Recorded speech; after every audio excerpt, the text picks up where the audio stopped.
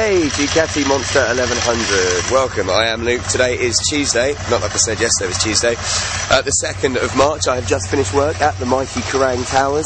A good show today as well, some wicked rock and roll years, gave away some Stereophonics live at Kerrang tickets. It's not a bad way to spend your day, but the time now is about 2:45, and I'm off to go and meet a few people at the Motorcycle Industry Association, taking place in Coventry. It's just a nice little run down the A45, about 25 miles. I'm going to take the A roads, not the motorway, because I've given this a blast on the motorway. I want to find out what it's like a little bit more around the smaller roads. As I say, I've been so impressed with the handling on this bike, and it's just general torquiness. It's not the outright monster kind of, obviously it's called the monster, that I thought it would be, if you know what I mean. I thought it would probably, you know, want to rip my hands off kind of thing. But you know, it's in that category, along with the Street Triple, those naked sports bikes where you do want something that's kind of exciting, but also you can actually ride because you're not fully down. Just looking at it again, I tell you what, the looks of this thing has really, really grown on me just as I got it. As I mentioned to you, when I saw it on paper, I wasn't that impressed, but it's got so much character, it's got so much personality. And so far, it's made a real impression. Just for that amount of torque, it kind of throws at you, which is always good. So I'm going to head off. As you can see, it is a beautiful sunny day. Perfect day for riding. It's about 9-10 degrees. I've got my Ruckle weather gear on, so I'm good. Just found out that my camera won't arrive, the new one, the HD head GoPro one, until probably about Friday, just because the parcel that I thought I'd sent off on Friday hadn't been sent. It's got to get a special delivery, returning the old camera. So that'll be sorted soon, and I will have the wireless mic by the end of the month too. I'm excited about that. Until then, you'll just have to make do with me talking about the bikes and showing you lots of images of them. So I'm going to set off now to Coventry, and then I'll let you know how the ride goes. See you in a bit. Okay, here I am, back from Coventry for my meeting at the MCIA, the Motorcycle Institute Association, with all the guys from Capitalise and guys from Honda and everyone else there. So it was brilliant. The idea is we're going to be doing lots of cool things on the Get On website. My vlogs will be appearing on those shortly. www.geton.co.uk.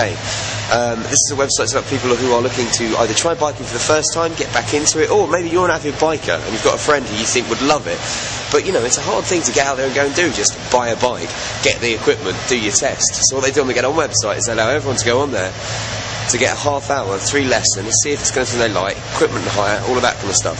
It's a brilliant venture, and it's something that I'm very, very proud to be involved in, and I'll be talking to you about it a lot more over the coming weeks and months. So I'm going to be doing lots of cool testing stuff for them, but having got back from Coventry, I'm rather in love with this bike.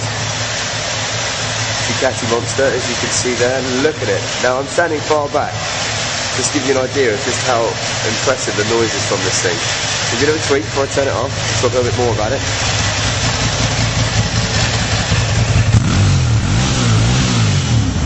That is sex in a bike. Okay, let's talk about why this bike surprised me. First up, mentioned the looks before.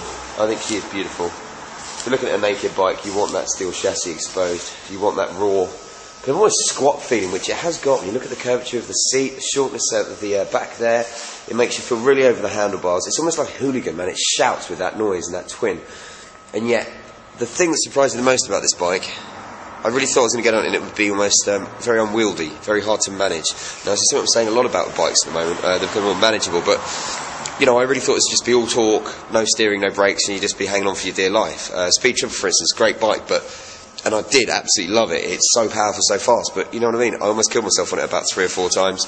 And as much as I like that adrenaline, for the average user, that's not something you're looking for. So the thing that's going to be about this is, first up, let's talk about how easy it is to use. Handling.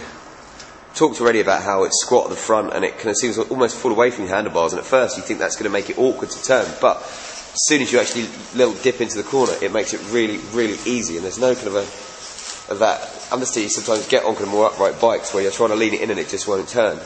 Secondly, power. Man, this thing has power, and while it may not be the power that if you let it out too quickly, it's going to literally throw you off the back of the bike. It's just constant. Talks about how a parallel, V-twin even, or a twin, delivers power so differently than a 3-cylinder or a 4-cylinder. You know, with a 4-cylinder there's a when it comes in. Or even with a 3-cylinder there's that. With this it's just on or off. It's kind of like a pneumatic drill. It's like you pull in the trigger and it's just and then you let go. It's not. I mean, obviously, you know, there is a throttle on there, you control it, but it's just intense when it comes. And while it may not be, you know, 190 brake at the back or whatever, doesn't matter, because with that torque, pulling away from lights, just going through traffic, it's just like, it's an instant kick in the back of the head, but in a very good way. And brakes, again, very, very manageable.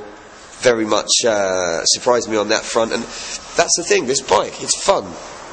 you can really chuck it around. It's fast, you know, don't get me wrong, because it's not going to do 180 miles an hour, because it's a kind of a naked upright bike.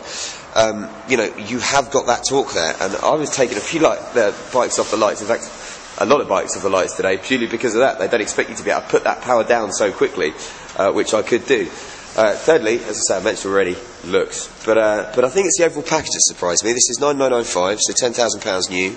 And to be honest with you, you're getting a lot of bang for your buck with that. It's a bike that can really kind of power through the gears. You can do long distance, you can do short distance. In other words, it's just a damn good bike. Listen.